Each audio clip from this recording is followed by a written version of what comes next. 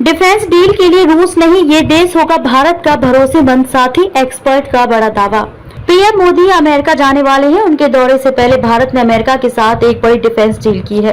भारतीय रक्षा मंत्रालय ने अमेरिका से MQ-9B प्रीडेटर ड्रोन खरीदने के सौदे को मंजूरी दी है। करीब $3 अरब यानी लगभग 24,000 करोड़ रुपए के सौदे में अमेरिका से 31 सबसे घातक और आधुनिक प्रीडेटर ड्रोन भारतीय सेना के बेड़े में शामिल होंगे।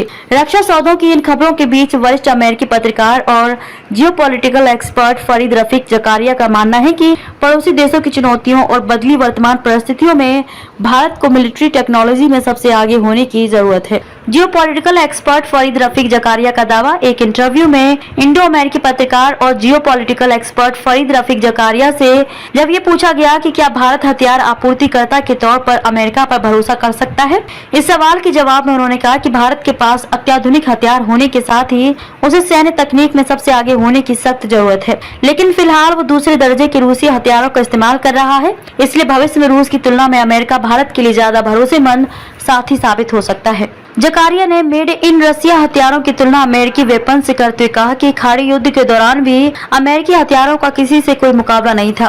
वो तब भी सर्वश्रेष्ठ थे और आज भी हैं। उन्होंने कहा कि जब आप अमेरिकी उपकरणों को रूसी उपकरणों के बराबर रखते हैं तो ये दूसरे नंबर पर भी नहीं आते, बल्कि इनका स्तर चौथे स्तर का होता है।